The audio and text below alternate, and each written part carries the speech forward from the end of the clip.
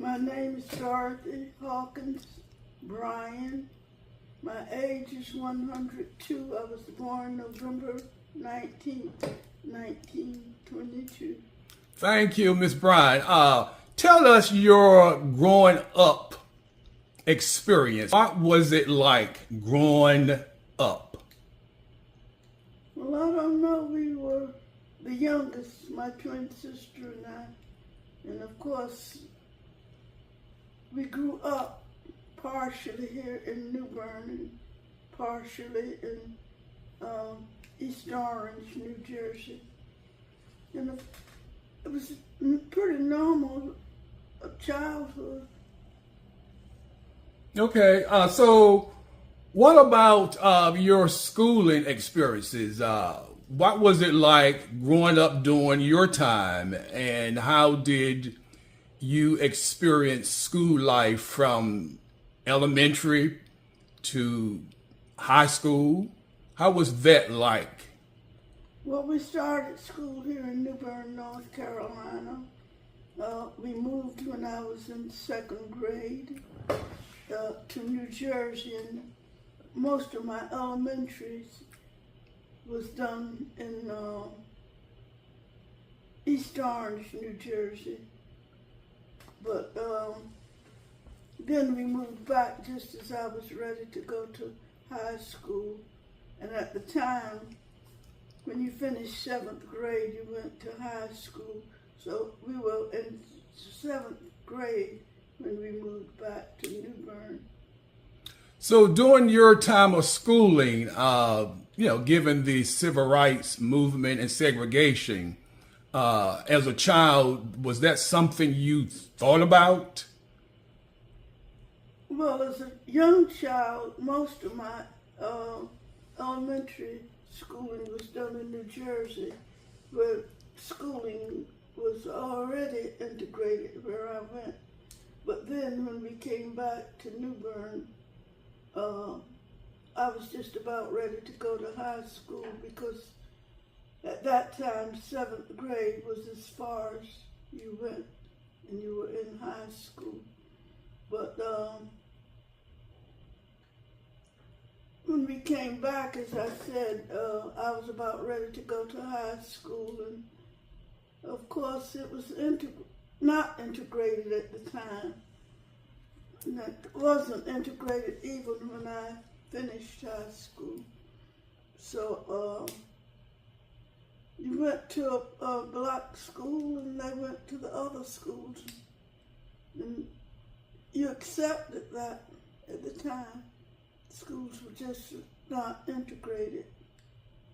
So during that time, you successfully graduated from high school. West Street High School. And what year was that?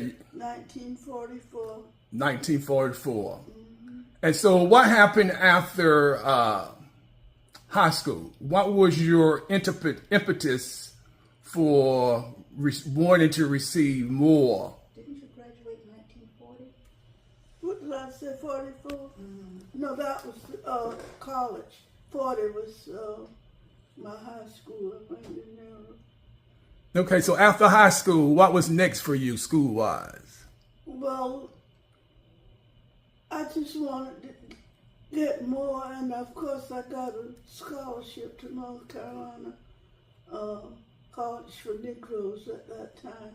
So I naturally would accept the scholarship, and that's where I did my secondary education. And that too was also segregated. And to tell the truth, I didn't think too much of it. It was just a matter, of course, that you went to segregated schools in the South.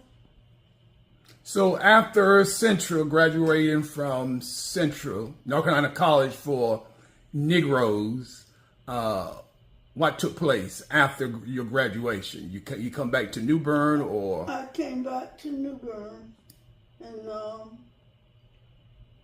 taught school. And you taught for, because I remember you being my U.S. history teacher in the 11th grade, and my Black history teacher, but I believe they call that course ethnic studies. They had changed it to ethnic studies. When I first went there, it was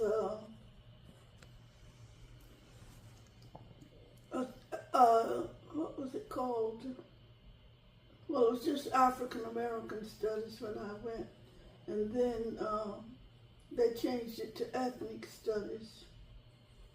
So, growing up during the time you grew up, attending North Carolina College for Negroes, what was in you? What was the push in you to say, "Hey, there has to be more for me and a Black woman in particular, so I'm going to college"? What was that drive? What was that push? I just wanted to go, and as I said, I received a scholarship there, and at that time they had an alumni association who was active in New Bern, and they awarded me a scholarship.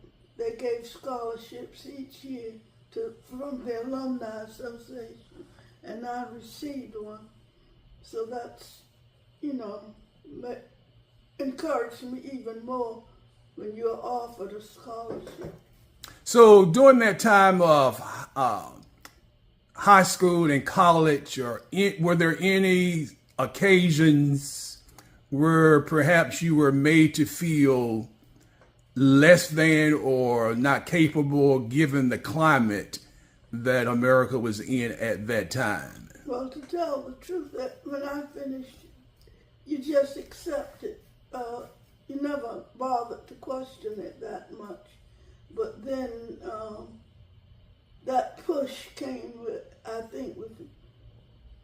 Dr. Martin Luther King. Of course, there were other organizations such as the NAACP and other organized groups that pushed for civil rights.